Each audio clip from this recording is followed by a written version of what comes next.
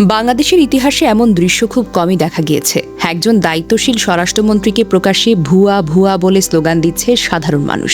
হ্যাঁ, এটা কোনো সিনেমার দৃশ্য নয়, কোনো ইউরোপ আমেরিকার প্রতিবাদের গল্পও নয়, এটা ঘটেছে ঢাকাতে।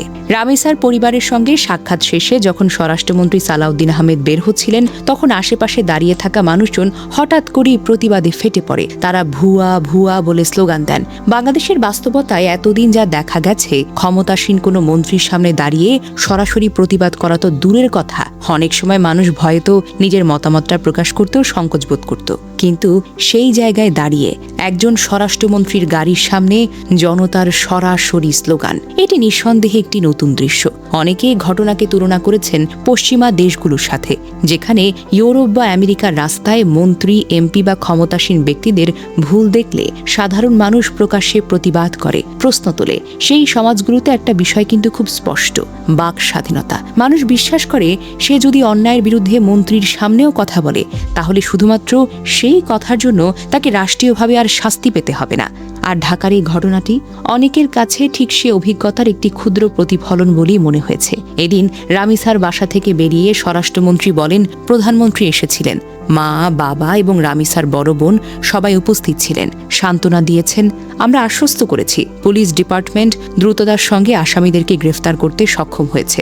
আসামি ১৬৪ ধারায় তার স্বীকারোক্তিমূলক জবানবন্দি দিয়েছে। এখন চার্জশিট দেওয়ার পালা।